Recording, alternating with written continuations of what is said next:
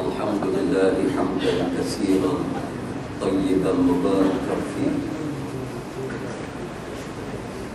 ملء السماوات وملء الأرض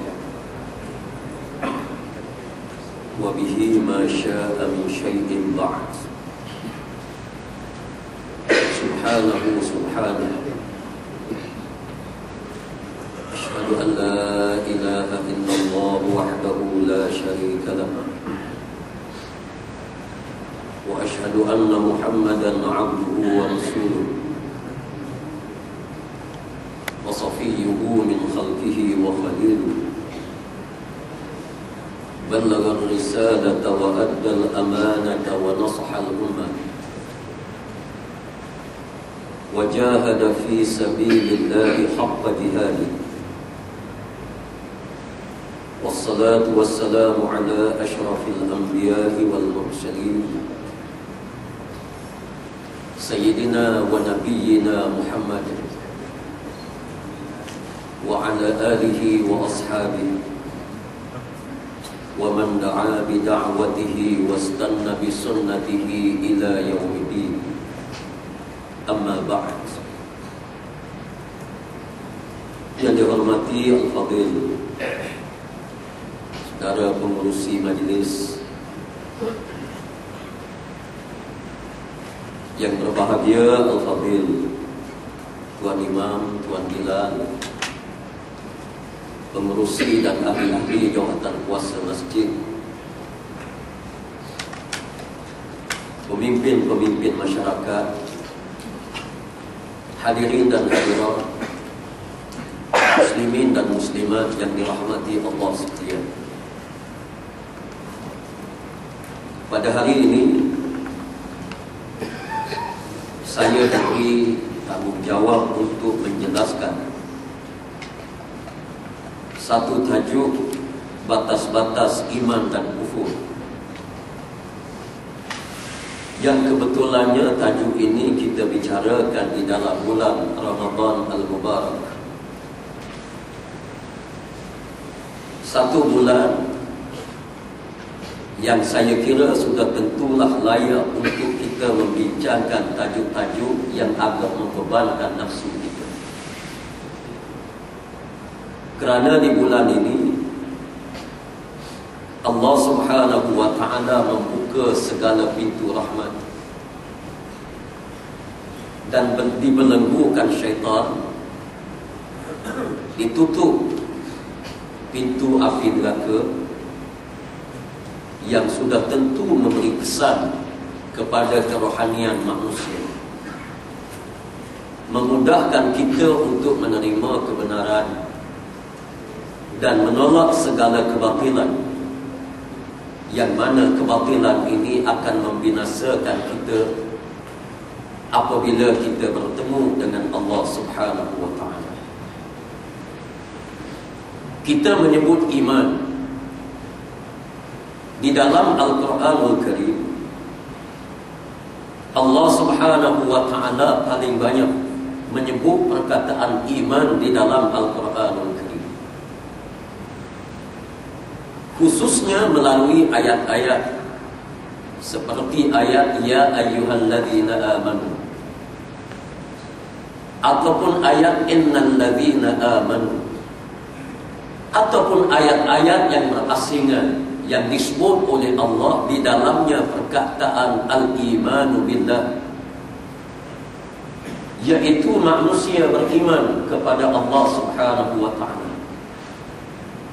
Dan iman manusia ini mempunyai martabat yang banyak, yang akan saya jelaskan seringkas mungkin kerana dia memakan masa yang begitu panjang.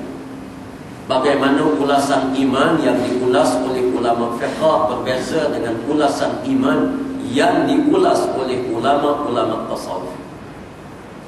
Dan saya akan cuba gabungkan di antara dua pendapat ulama yang besar, yang muktabar, yang ada di dalam agama. Adapun yang menyentuh masalah kufur, tidak ada beza di antara ulama tasawuf dengan ulama fiqh pada asasnya. Kufur adalah millatin wahidah, satu kumpulan manusia, walaupun di dalamnya disebut oleh Allah dengan lafaz dan dengan istilah yang berbagai-bagai.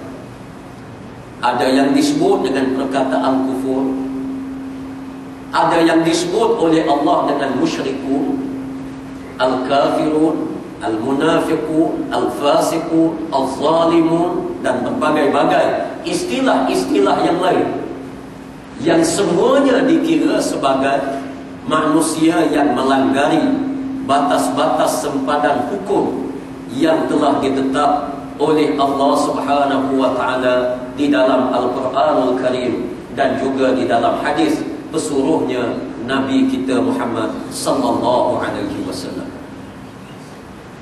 Yang pertama, hadirin dan hadirat, muslimin dan muslimat yang dirahmati Allah sekalian, saya ingin menjelaskan kedudukan al-kufru billah, orang yang kufur kepada Allah Subhanahu wa taala.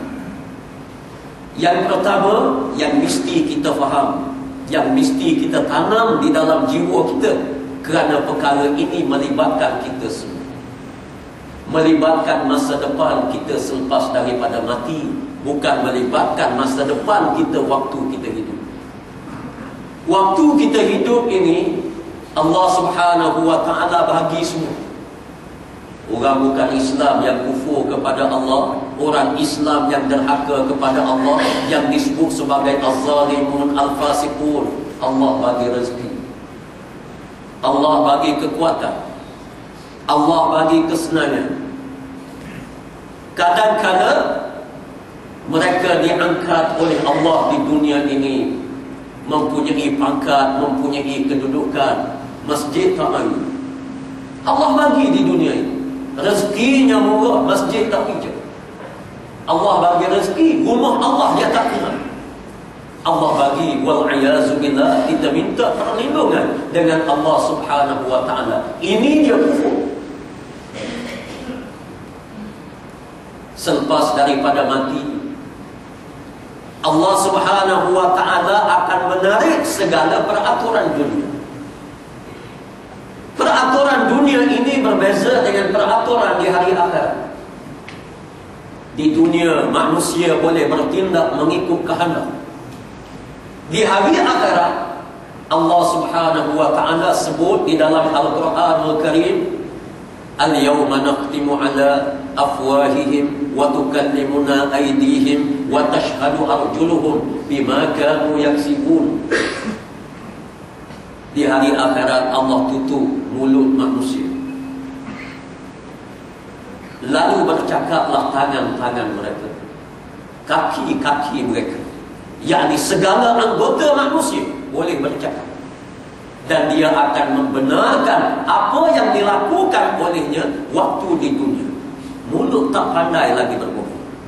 Kalau dunia ini manusia semua dia boleh buat, dia nak bohong macam mana dia boleh bohong, Allah bagi. Hari akhirat Allah tarik peraturan dunia ini. Manusia tak boleh lagi berbohong di hadapan Allah. Kalau kita berbohong, boleh berbohong sampai di hadapan Allah, dan Allah tidak tahu apa yang ada dalam isi kandung kita. Tak apa tak mari masjid, tak apa. Allah tanya sebab apa tak mari masjid? Ya Allah, sakit perut. Allah tak tahu sakit sungguh ke tak? Tak apa, tak ada masalah. Tapi Allah tahu segala-galanya. Allah tahu mana yang kita pentingkan, urusan dunia, ataupun kita pentingkan urusan dengan Allah Subhanahu wa ta'ala. Sebab itu Allah menyebut, al-yawma nansakum kama nasu liqa'a yawmikum hadha. Dulu kamu pernah lupa bagaimana pertemuan dengan Allah Subhanahu wa ta'ala. Waktu kita hidup di dunia, kita lupa di hari pertemuan kita dengan Allah. Allah mengatakan, hari ini aku lupa pada kamu. Yakni Allah, dia tidak akan ambil berat dengan kita. Dia tak akan peduli apa dia rayuan yang kita rayukan selepas daripada kita mati. Ini realiti. Sebab itu kita mesti ingat